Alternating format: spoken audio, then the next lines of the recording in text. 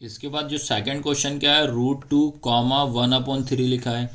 तो इसमें आपको सबसे पहले लिखेंगे अपन क्या, बहुपद। ठीक है, बहुपद इसको क्या बोलते हैं इंग्लिश में, पॉलिनिमल। ठीक है, क्या होता है पॉलिनिमल, ax² प्लस bx+c, इस फॉर्म में आंसर आना चाहिए। ठीक है, अब आपको पता है कि जो पहला वाला टर्म जो होता है ये क्या होता है, अल्फ़ा प्लस बीटा होता है। सेकंड वाला क्या होता है आपका, अल्फ़ा इंटू बीटा होता है। ठीक है, अब आपको यहाँ लिखना पड़ेगा कि अल्फ़ा प्लस बीटा जो होता है हमारा क्या होता है, -b/a होता है, जो कि आपका कितना आया है, √2 आएगा। ठीक है, उसके बाद अल्फ़ा इंटू बीटा जो होता है वो क्या होता है आपका, c/a, जो कि क्या होता है 1/3। जैसे फर्स्ट क्वेश्चन में अपन ने ABC की वैल्यू निकाली थी, सेम इसमें वही करेंगे। अब इसमें याद रखना बेटा, यहाँ पे मैंने चेक किया इस A के इधर नीचे कुछ नहीं है, अगर 1 मान लूंगा तो A की वैल्यू चेंज हो जाएगी। तो इसमें याद रखना आपको A की वैल्यू दोनों जगह सेम होना चाहिए। इधर A की वैल्यू 3 है तो इधर भी A की वैल्यू 3 होना चाहिए। तो अपन क्या कर सकते हैं, ऊपर से तो नहीं निकाल सकते, नीचे वाले को सॉल्व कर सकते हैं अल्फा इंटू बीटा से। तो A की वैल्यू इधर कितनी हो जाएगी, 3। तो A इक्वल कितना होगा, 3। उसके बाद ये क्या हो जाएगा हमारे पास, C की वैल्यू, तो C की वैल्यू कितनी हो जाएगी, 1। इतना आया समझ में कि नहीं है, C की वैल्यू कितनी हो जाएगी, 1।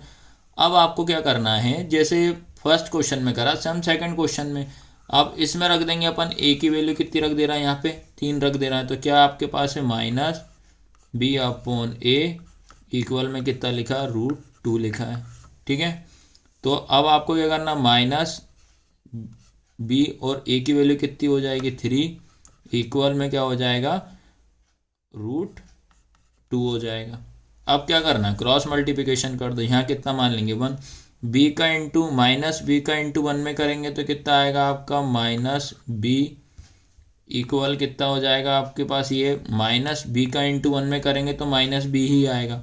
फिर उसके बाद इसका इंटू इसमें करेंगे तो 3 का इंटू √2 में करेंगे तो बेटा आएगा आंसर 3√2, क्योंकि रूट वाले का इंटू रूट वाले में ही होता है। ठीक है, ये रूट में नहीं है, ये रूट में है, तो इसका मल्टीप्लाई नहीं हो सकता, तो यही आंसर आएगा। ठीक है, तो ये निकल गई B की वैल्यू, ये निकल गई A की वैल्यू, ये आपकी C की वैल्यू। तो उसके बाद क्या करेंगे अपन, आपकी जो क्वाड्रेटिक इक्वेशन होती है उसमें रख, क्वाड्रेटिक जो होता है पॉलिनॉमियल्स जो होता है उसमें रख देंगे। तो क्या है आपका, ax² प्लस bx+c होता है। A की वैल्यू कितनी आ गई आपके पास, देखिए इधर 3, तो ये कितना हो जाएगा, 3x²। B की वैल्यू आ रही है ये माइनस, तो ये वाला माइनस जो रहेगा बेटा इसको आप और करके ये लिख सकते हो, B इक्वल -3√2 ये लिख सकते हो। तो ये हो जाएगा -3√2। फिर ये प्लस, अब C की देख लो, C की वैल्यू कितनी, 1, तो +1 हो जाएगा। ठीक है, तो इस तरीके से आप इसको, इस क्वेश्चन को ये इस तरीके से कर सकते हो। इसका एक सेकंड मेथड भी बता रहा हूँ, इस क्वेश्चन की सेकंड मेथड भी आप देख लीजिए, क्योंकि वो भी इजी है, कोई दिक्कत नहीं है। ठीक है, सेकंड मेथड में आपको याद रखना है, तो ये पहला टर्म्स जो रहेगा क्या होगा आपका, अल्फ़ा प्लस बीटा, ये क्या हो जाएगा आपके पास, √2। ठीक है, फिर अल्फ़ा इंटू बीटा, ये क्या होगा आपके पास, 1/3। ठीक है, अब आपको याद रखना पड़ेगा इक्वेशन क्या हो आपकी, जो क्वाड्रेटिक पॉलिनॉमियल्स जो होता है, ax² प्लस bx+c ये होता है। आपको लास्ट में इस फॉर्म में आंसर आना है। ये सारे क्वेश्चन इस टाइप से, मतलब एक फॉर्म पॉलिनॉमियल्स के फॉर्म में आना चाहिए, मतलब बहुपद के फॉर्म में आना चाहिए।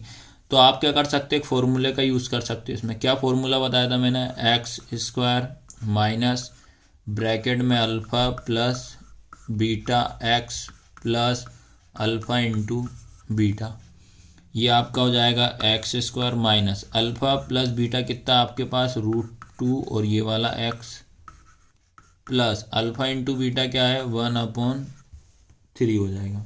ठीक है, 1/3 हो गए।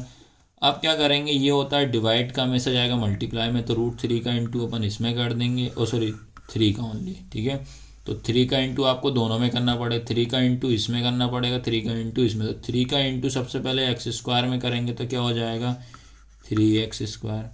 फिर ये माइनस, या 3 है, ये √2 है तो मल्टीप्लाई नहीं होगा, तो क्या लिखना पड़ेगा, 3√2 ये वाला x + 1।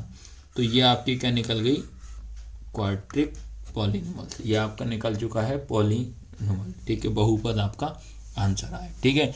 तो ये थी इसकी सेकंड मेथड, इससे भी आप इसको कर सकते हो।